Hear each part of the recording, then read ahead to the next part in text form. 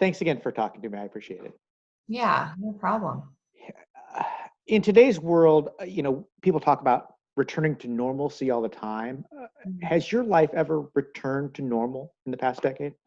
No. That's one of those words in the missing child community. It's kind of a curse word. It's looked at as not something that exists. It's kind of like closure. I don't even like saying that word. It is not a reality that we live. Normal went away on June 4th, and every day we adjust. We try to survive the aftermath of that. And it's a roller coaster. Every single day is different. And it just isn't something that I would ever consider or describe as normal. Did you ever think we'd be sitting here 10 years later still talking about your little boy and the fact that he's missing? No. I was sitting out in the backyard yesterday, spending time in Kyron's pad, and I was thinking about that very thing, and I started jotting down my thoughts, and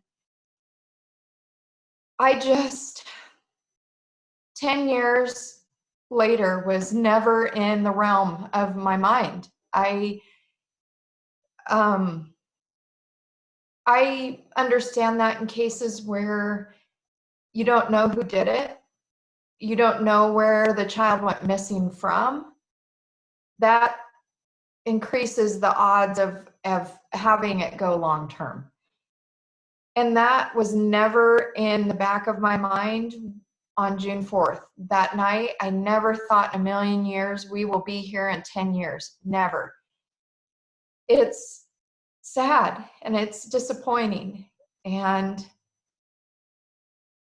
frustrating. I don't even think I have words to describe it.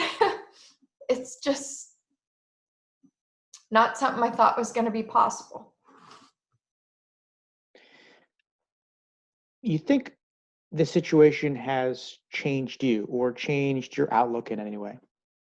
Absolutely, yeah. I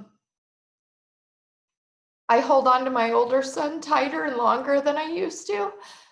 I worry about everything. I worry about things with my family that I never worried about before. I'm constantly vigilant. With my sister's kids, she probably just thinks I'm a freak. I just worry about all the things that I never thought were in our world, but they are. And it's a constant stress and a constant anxiety and a constant reality that I didn't live before.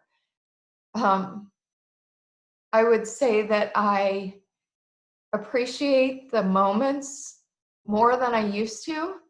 And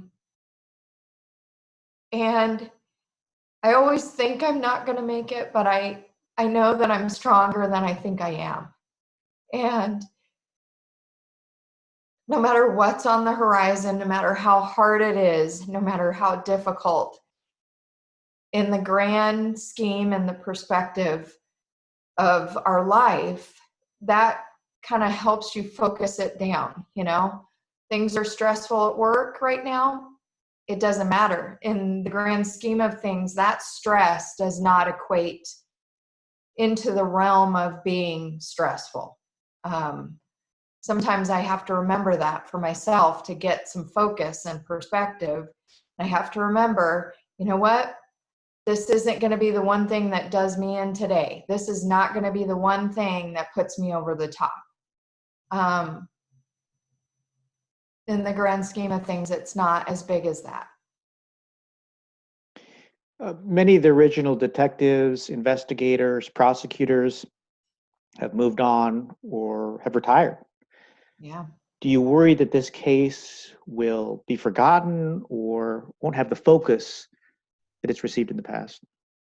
Yes, absolutely. This year is huge. 10 years is not a good number to be at. Our lead detective recently retired, and I would say he was key and instrumental in getting Kyron's case to the point it is today. And we've had a large amount of progress in the last couple of years with him. I still have our original lead detective here with us, with our team. He is the supervisor. I'm sorry, I don't know particular title at the moment, but Lee Gosson is still involved in the case. I'm hoping to meet with them again June 4th. I do that every year with the entire team and get a update, get a prognosis, so to speak. Where are we going? What are we doing? What's coming up? Where do we think we are today? 10 years is really hard when it comes to law enforcement terms. It always is bad just not having it solved, not having the answers. But being at 10 years, I think you are struggling uphill at that point. And it's a fear that I didn't have before. So it's going to be critical what we do in this next year to keep Kyron's case out there, to keep focus on it, and to keep progress going forward. The one question that I know I've asked you repeatedly and others have asked over and over, what do you think happened to Kyron? And has that changed at all, your opinion, your thought process over the past 10 years? Yeah, it has changed. You know, it's a process. As you learn more, you find out things, your mind starts processing all of that. And you work through the whole grieving process and back again many times. And I was looking at some old videos yesterday trying to see that process, evolve with it, and think through that. And I used to be a person who thought that there was no evil in this world. I used to be a person that thought good of everybody. I was fairly naive. And I no longer am that person. I'm more skeptical. I'm probably cynical, I guess. And I know the reality of what evidence we have. And it leads me to think about things that Terry's possible connection to never was part of the thought process in the very beginning. In that first month, I did not automatically think that that she could have hurt Kyron. I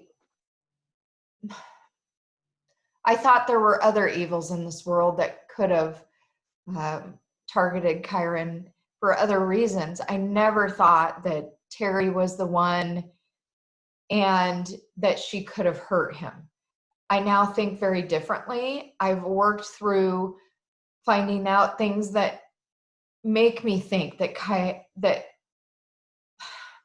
it's so hard to even say it.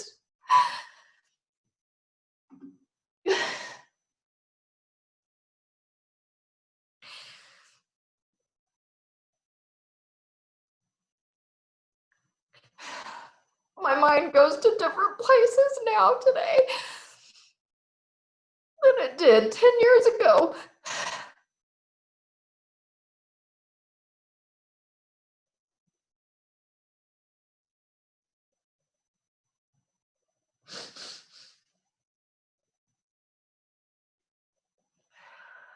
I always want for Kyron to be able to come home. I know that 10 years later, that's slimmer and slimmer as an option. But I know too that it happens for mothers. It happens. Their kids get to come home. So I still am going to hold on to that. Even though I know the reality of our situation and where we're at today. But we don't know. We don't know the answers. I don't know exactly what Terry did that day. I just know what she probably did. And it's hard to know that. It's hard to have that in your head as a mom. But I want us to move forward. I want us to find out the answers. I want her to have a conscience and be a human being and just tell us, no matter how bad it is, just tell us and end this roller coaster that we're on every single day. That's what I want, no matter what.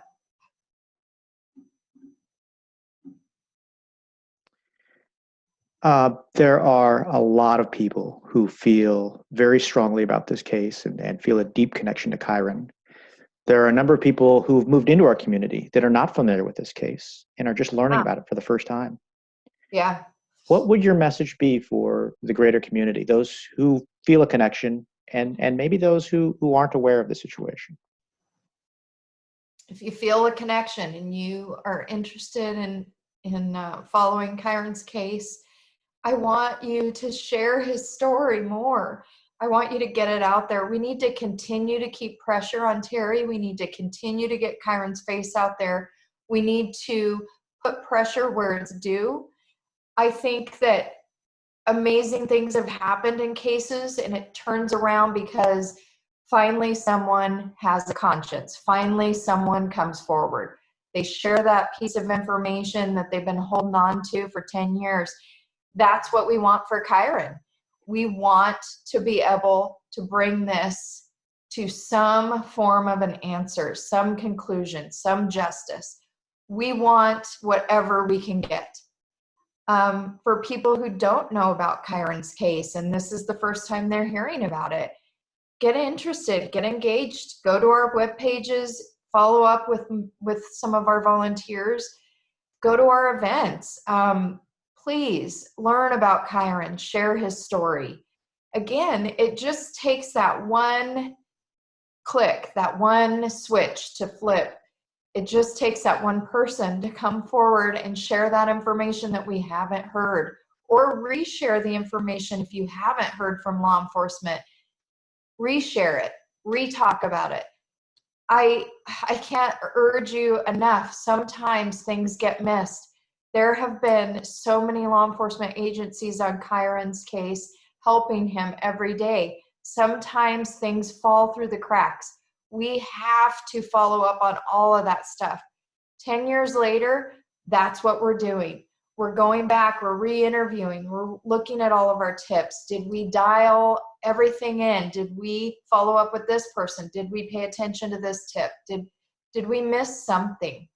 Do we have to go back to the start? Yes, absolutely.